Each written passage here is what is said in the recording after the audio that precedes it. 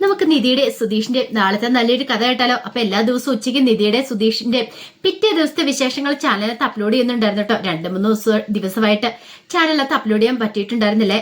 എന്താണെങ്കിലും ഇന്ന് മുതൽ എനിക്ക് കൃത്യസമയത്ത് തന്നെ ചാനലിനകത്ത് വീഡിയോസ് അപ്ലോഡ് ചെയ്യാം കേട്ടോ. അപ്പൊ കാണാൻ ഇഷ്ടമുള്ളവർ കയറി കാണുകയും വീഡിയോ ഇഷ്ടപ്പെടുവാണെങ്കിൽ ഒന്ന് ഹൈപ്പ് ചെയ്യാനും മറക്കരുത് കേട്ടോ. അങ്ങനെ നാളത്തെ കഥയെ നമ്മൾ കാണുന്നേ. നിധി രാവിലെ എഴുന്നേറ്റ് വരുന്ന സമയത്ത് ഒരു കോഫിയൊക്കെ കുടിച്ചോണ്ട് രാജീവിനും അരുണും ഒക്കെ അവിടെ ഇരിക്കുന്നുണ്ടായിരുന്നു. ആ സമയത്താണ് ഹേമ അങ്ങോട്ടേക്ക് വരുന്നത്. ഹേമ വന്നിട്ട് മോളെ എഴുന്നേറ്റോ എന്നൊക്കെ ചോദിച്ചു. എഴുന്നേറ്റമ്മേന്ന് പറഞ്ഞു. പിന്നീട് രാജീവ് പറഞ്ഞു, അതെ മോൾക്ക് നീ പോയി കോഫി എടുത്തോണ്ട് വരാൻ പറഞ്ഞു. അങ്ങനെ ഹേമ പോയി കോഫിയൊക്കെ എടുത്തോണ്ട് വരുവാണ്. കോഫി കുടിച്ചു കഴിഞ്ഞപ്പോഴത്തേനും നിധിക്ക് ഭയങ്കര സന്തോഷമായി. എത്ര നാളായി അമ്മയുടെ കൈ കൊണ്ടുണ്ടാക്കിയ കോഫി കുടിച്ചിട്ട്, കുറെ കാലമായി കോഫി കുടിച്ചിട്ടെന്ന് പറഞ്ഞു. അല്ല അപ്പൊ അവിടെ നീ എന്താ കുടിക്കണമെന്ന് വെച്ചു. അവിടെ ഞാൻ ചായ കുടിക്കാറുള്ളൂ. അതെന്താ ചായ? നിനക്ക് ചായ ഇഷ്ടമില്ലാത്ത ആളോ? അവിടെ നിനക്ക് ആരും കോഫി ഉണ്ടാക്കി തരില്ലേന്ന് ചോദിച്ചു. കോഫി ഉണ്ടാക്കി തരാൻ പറഞ്ഞിട്ടുണ്ടെങ്കിൽ സുഭാഷേണ്ണൻ ഉണ്ടാക്കി തരും. പക്ഷെ ഞാൻ പറയാറില്ല. കാരണം സുഭാഷേണ്ണൻ ഉണ്ടാക്കുന്ന ചായക്ക് തന്നെ നല്ല രുചിയാ. അതുകൊണ്ട് പിന്നെ ഞാൻ ചായ കുടിച്ച് ശീലിച്ചെന്ന് പറഞ്ഞു. അപ്പോഴേക്കും ഒരു കപ്പ് കോഫിയും കൂടെ ഇതിനകത്ത് ഇരിക്കുന്നുണ്ട് ട്രൈക്കകത്ത്. അല്ല ഇതാർക്കമ്മേന്ന് ചോദിച്ചു. ഇത് സാന്ദ്രയ്ക്കാന്ന് പറഞ്ഞു. ആണോ, ഒരു കാര്യം ചെയ്യാം, സാന്ദ്രേച്ചി എഴുന്നേറ്റെന്ന് ചോദിച്ചു. ഇല്ല, എന്നാ അമ്മ സാന്ദ്രേച്ചിക്ക് വേറെ ഉണ്ടാക്കി കൊടുത്തു. ഇതിപ്പൊ ഞാൻ എടുക്കുവാന്ന് പറഞ്ഞു. നിനക്കെന്താ 2 കോഫി വേണോന്ന് ചോദിച്ചു. അതല്ല, സുധീഷ് മുറിയിലല്ലേ. സുധീഷ് എഴുന്നേറ്റിട്ടില്ല, ഞാൻ കോഫി കൊണ്ട് കൊടുക്കട്ടെ എന്ന് പറഞ്ഞ് നിധി പെട്ടെന്ന് മുറിയിലേക്ക് പോയി.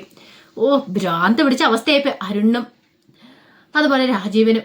പെട്ടെന്ന് തന്നെ അന്തം വിട്ട് ഹേമ നിധി പോയ വഴിയെ നോക്കുവാണ്. എന്നിട്ട് പറഞ്ഞു, അവൾക്ക് ഇത് എന്തു പറ്റി? കണ്ടില്ലേ, അവൻ എഴുന്നേറ്റിട്ടില്ല, അവന് കോഫി കൊണ്ടേ കൊടുക്കണം, ബെഡ് കോഫി കൊടുക്കണം എന്ന് പറഞ്ഞിട്ട് മുറിയിലേക്ക് കയറി പോന്നേ. അപ്പോഴേക്കും രാജീവൻ പറഞ്ഞു, എനിക്കാണ് ആകെപ്പാടെ ഭ്രാന്ത് പിടിക്കുന്നുണ്ട്, എന്ത് ചെയ്യണമെന്ന് പോലും അറിയത്തില്ലാത്ത അവസ്ഥയാ. അരുൺ പറഞ്ഞു, അതെ അതെ, അവൾ കുറച്ച് ഓവർ ആവുന്നുണ്ടോ എന്നൊരു സംശയം ഉണ്ടെന്ന് പറഞ്ഞു. അപ്പോഴേക്കും നിധി എന്ത് ചെയ്തു, കോഫിയായിട്ട് നേരെ മുറിയിലേക്ക് ചെന്നു. മുറിയിലേക്ക് ചെന്ന് കഴിഞ്ഞപ്പോൾ ഇങ്ങനെ ഒരു സെൽഫിയൊക്കെ എടുത്തോണ്ടിരിക്കുകയാണ് മുറിക്കകത്തിരുന്ന സുധീഷ്. കാരണം ആ മുറിക്കുള്ളിലെ ആംബിയൻസും കാര്യങ്ങളൊക്കെ സുധീഷ് ഭയങ്കരമായിട്ട് ഇഷ്ടപ്പെട്ടായിരുന്നു.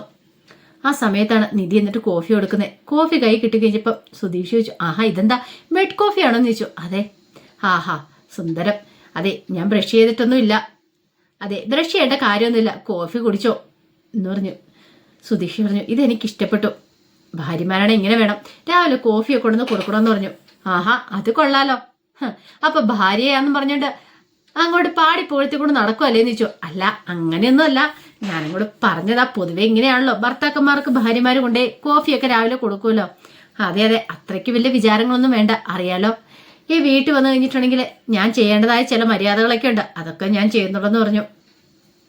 സുധീഷിന് മനസ്സിലായി ഇനി ഇവളോട് കൂടുതൽ തർക്കിക്കാൻ പോയ പണി പാളോന്നുള്ള കാര്യം.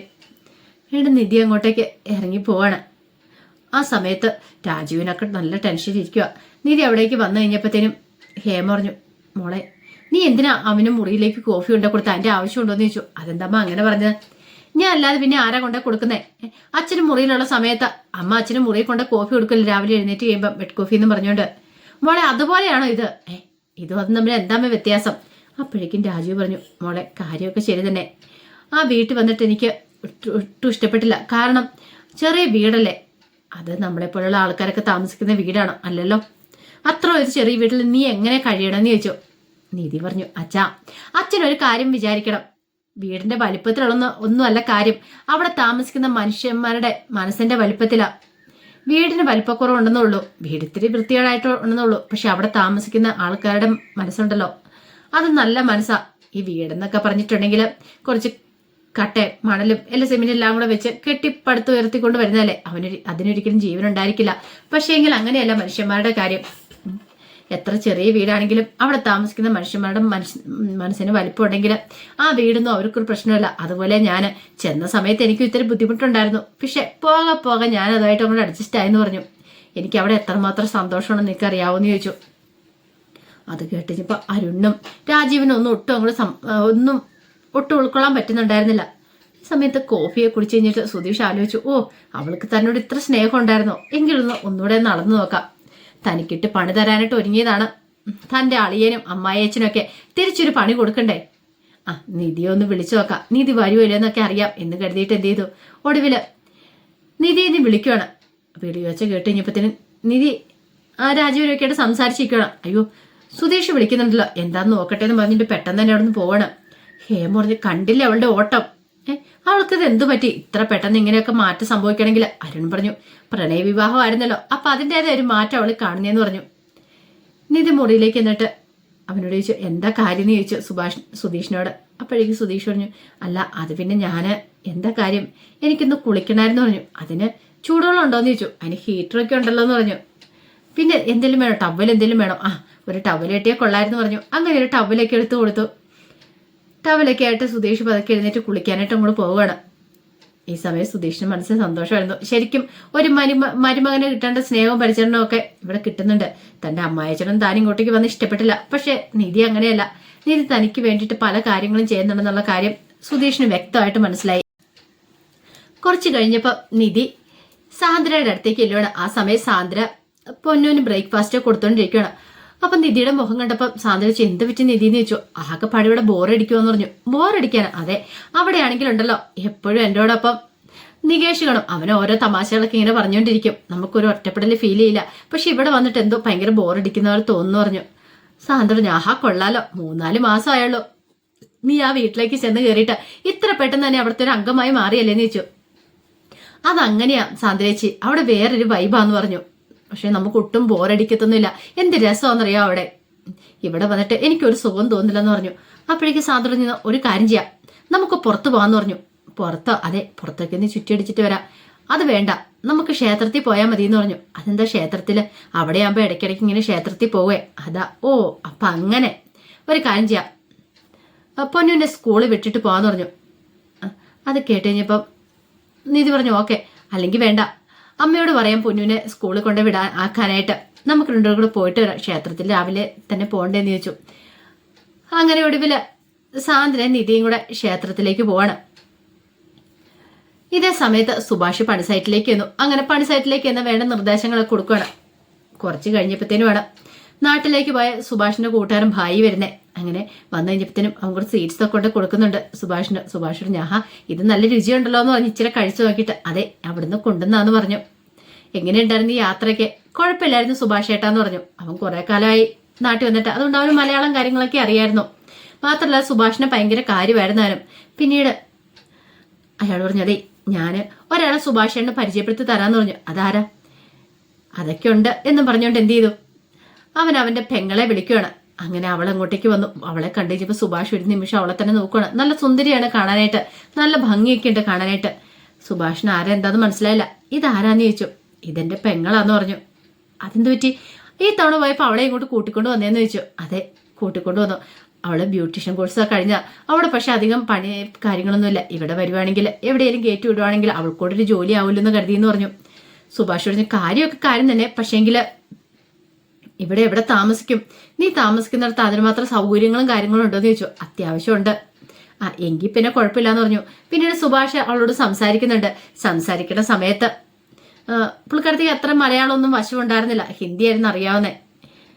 സുഭാഷ് പറഞ്ഞു കഴിയുമ്പോൾ അത് ഹിന്ദിയിലേക്ക് തർജ്ജമ ചെയ്ത് കൊടുക്കും അവന്റെ സുഭാഷിന്റെ കൂട്ടുകാരന്. അതുകൊണ്ട് തന്നെ പ്രശ്നമൊന്നും ഇല്ലായിരുന്നു. അങ്ങനെ കുറെ സമയം സംസാരിച്ചതിന് ശേഷം സുഭാഷ് പറഞ്ഞൊരു കാര്യം ചെയ്യുക, അവളെ നീ വീട്ടിൽ കൊണ്ടേ ആക്കിയിട്ട് വരാൻ പറഞ്ഞു. അങ്ങനെ അവളെ കൊണ്ട് അങ്ങോട്ട് പോകുന്ന സമയത്ത് അവള് തിരിഞ്ഞ് സുഭാഷിനെ നോക്കുന്നുണ്ട്. സുഭാഷ് അവളെ നോക്കി. ആ നോട്ടത്തിൽ എന്തോ ഒരു പ്രത്യേകത ഉള്ള പോലെ സുഭാഷിന് തോന്നുകയും ചെയ്തു. കാരണം കാണാൻ നല്ല ഭംഗിയൊക്കെ ഉണ്ടായിരുന്നു അവളെ. സുഭാഷിനെ അവൾക്ക് ഇഷ്ടപ്പെടുകയും ചെയ്തു. ഈ സമയത്ത് കണക്കുകളും കാര്യങ്ങളൊക്കെ കമ്പനിയിൽ നോക്കിക്കൊണ്ടിരിക്കുകയാണ് രാജീവനും അരുണും കൂടെ.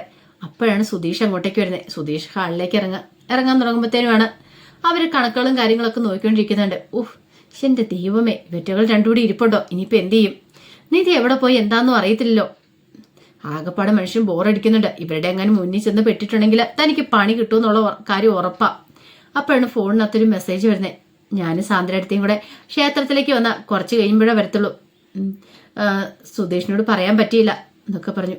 എന്റെ ദൈവമേ, തന്നെയും കൂടെ വിളിക്കുമായിരുന്നു, തനിക്കൂടെ പോവായിരുന്നു. ഇനിയിപ്പോൾ എന്ത് ചെയ്യും? ഇവിടുന്ന് എങ്ങോട്ടെങ്കിലും രക്ഷപ്പെടണം. തൽക്കാലത്തേക്ക് അവൾ വരുന്നവിടം വരെ മുറിയിൽ എങ്ങനെയും പോയിരിക്കാം, അതേ ഒരു മാർഗമുള്ളൂ എന്നൊക്കെ കരുതിയിട്ട് സുധീഷ് അവിടുന്ന് നേരെ മുറിയിലേക്ക് പോയി. ഈ സമയത്ത് പൊന്നുവിന്റെ കൈയും പിടിച്ച് ഹേമ അങ്ങോട്ടേക്ക് വരുന്നത്, പൊന്നുവിനെ സ്കൂളിൽ വിടാനായിട്ട്. അപ്പോഴേക്കും രാജുവും ചോദിച്ചു, അല്ല നീ ഇവളെയും കൂടെ സ്കൂളിലേക്ക് പോകണമെന്ന് ചോദിച്ചു. അതെ സ്കൂളിലേക്ക് പോവാ. ഒരു കാര്യം ചെയ്യാം, ഡ്രൈവറെ എന്ന് വിളിക്കാവോ, ഞാൻ ഇവിടെ സ്കൂളിൽ കൊണ്ട് വിട്ടിട്ട് വരാമെന്ന് പറഞ്ഞു. അപ്പോഴേക്കും അരുൺ പറഞ്ഞു ഡ്രൈവർ ഇവിടെ ഇല്ലാന്ന് പറഞ്ഞു. ഡ്രൈവർ പിന്നെ എവിടെ പോയി? അതെ കമ്പനിയിൽ നിന്ന് കുറച്ച് കണക്ക് ബുക്കുകളും കാര്യങ്ങളൊക്കെ എടുക്കാണ്ടായിരുന്നു. അതുകൊണ്ട് ഞാൻ അയാളെ പറഞ്ഞു വിട്ടെന്ന് പറഞ്ഞു. രാജീവൻ പറഞ്ഞു, എന്ത് പരിപാടിയാണ് കാണിച്ചേ? ഒരു ഡ്രൈവർ എപ്പോഴും ഇവിടെ വേണമെന്ന് ഞാൻ പറഞ്ഞിട്ടുള്ളതല്ലേ, അത്യാവശ്യമായതുകൊണ്ട് അച്ഛാന്ന് പറഞ്ഞു. അല്ല നിധി സാന്ദ്ര എന്തിന്ന് ചോദിച്ചു. അവർ ക്ഷേത്രത്തിലേക്ക് പോയേക്കുമെന്ന് പറഞ്ഞു. അപ്പൊ അവരെങ്ങനെ പോയത്? കാറിനാണോ അതോ? കാറിന് പോയില്ല, കാറിന് പോകാൻ പറഞ്ഞ നടന്നു പോയെന്ന് പറഞ്ഞു. അതെങ്ങനെയാ നടന്നു പോകുന്ന? അവൾക്കിപ്പോ ഇഷ്ടം. അവൾ അവിടെ ചെന്നതിന് ശേഷം പല വേണ്ടാത്ത ശീലങ്ങളും പഠിച്ചിട്ടുണ്ടെന്ന് പറഞ്ഞു. അരുൺ പറഞ്ഞു, ഇതുകൊണ്ടൊക്കെ അച്ഛാ ഞാൻ പറഞ്ഞേ, അവൾ ഇനി ഇവിടെ വിടില്ലെന്ന്, ഇവിടെ തന്നെ നിർത്തണമെന്ന് പറഞ്ഞു. എനിക്കറിയാം എന്ത് ചെയ്യണമെന്ന്. ഈ തവണ എന്താണെങ്കിലും അവളെ പറഞ്ഞു വിടത്തില്ല, അവൾ ഈ വീട്ടിൽ തന്നെ നിൽക്കുമെന്നൊക്കെ രാജു ഭയങ്കര ആത്മവിശ്വാസത്തോടു കൂടി പറയാണ്. ഈ സമയം ഹേമ പറഞ്ഞു, അതെനിക്ക് തോന്നുന്നില്ല അവളെ നിൽക്കുമെന്ന്. അവളുടെ മട്ടും ഭാവം പ്രവൃത്തിയെ കണ്ടിട്ട് അവൾക്ക് കുറെ മാറ്റം വന്ന ലക്ഷണമുണ്ട്. അവൾക്ക് എപ്പോൾ നോക്കിയാലും ഇപ്പൊ അവന്റെ കൂടെ സുധീഷ് എന്ന് പറയുന്നതിന് പിന്നാലെ നടക്കാനേ സമയമുള്ളൂ, അവന്റെ കാര്യങ്ങളൊക്കെ നോക്കാനേ സമയമുള്ളൂ എന്നൊക്കെ പറഞ്ഞിട്ട് ഹേമ കുറെ കുറ്റപ്പെടുത്തുവാണ് നിധിയെ. അപ്പൊ അതിന്റെ വിശേഷങ്ങളൊക്കെ നമ്മൾ കാണാൻ പോകുന്നത്. ആ വിശേഷങ്ങൾക്കായി നമുക്ക് എല്ലാവർക്കും കാത്തിരിക്കാട്ടോ. ഒരിക്കൽ കൂടി എല്ലാവർക്കും ശുഭദിനം നേർന്നുകൊണ്ട് നിർത്തുന്നു. നന്ദി.